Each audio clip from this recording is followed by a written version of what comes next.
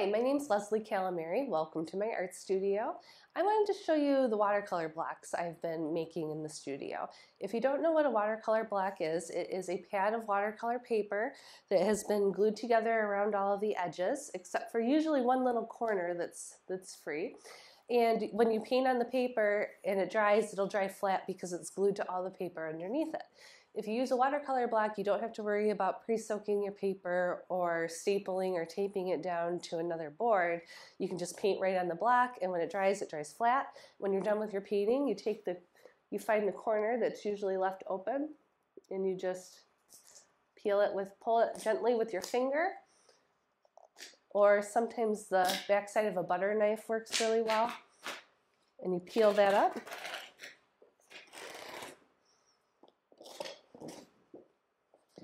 And you are ready to start your next painting.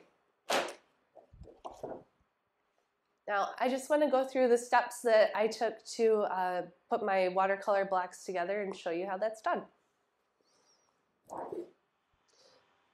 Okay, I'm going to do this demonstration with the pad of cold press paper. I've got both cold and hot press here.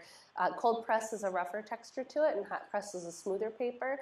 This technique is going to work great on both kinds. And what I have here are pads of Fabriano watercolor paper, 140-pound sheets, and they each have 50 pages in the pad. And you can see they're glued together at the top, but the sides are all loose.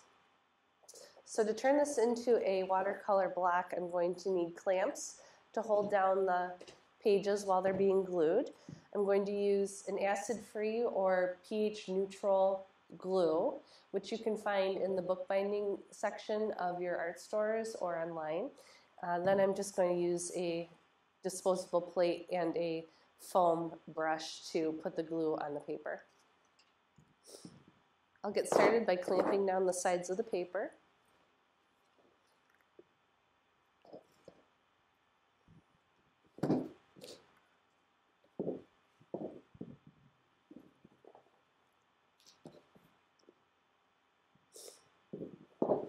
Next, I'm going to take a little bit of my glue and put it on the plate.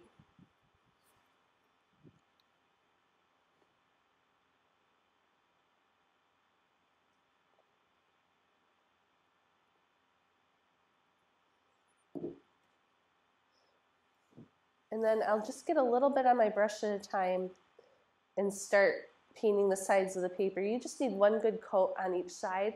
Remember, you have to leave one of the corners open, unglued, so you can peel the paper up. And I usually like to do the top right corner. So when I get to the top right corner, I'm gonna leave about 1 inch unglued. That way I'll have a place to peel my paper off when my painting's done.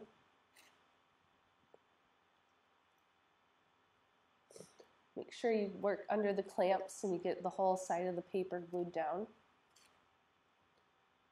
And I do end up getting a little bit of glue on the top edge of the first piece of paper. And once it dries, I usually peel that piece off. And then you can use it as a scrap paper while you're mixing colors or testing out brush strokes for your painting. And when I get to the corner, I'm going to stop about 1 inch away.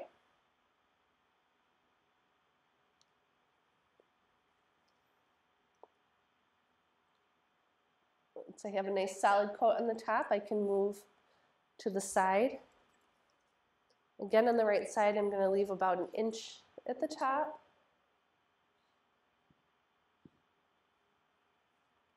And I'll just continue to work my way around the rest of the paper. Once I have each side glued, I'm going to give it about 30 minutes to dry. And then we'll take the clamps off and see how it looks. Well, our paper's had about half an hour to dry, so I'm going to take the clamps off and see how we did.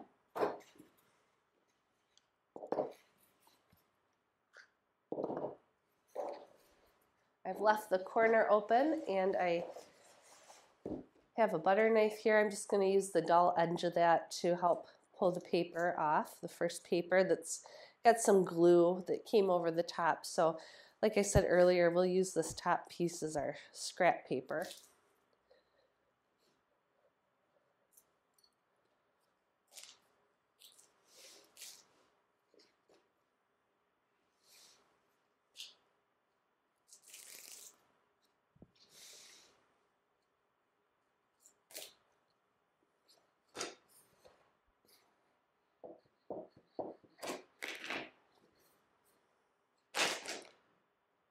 There we go.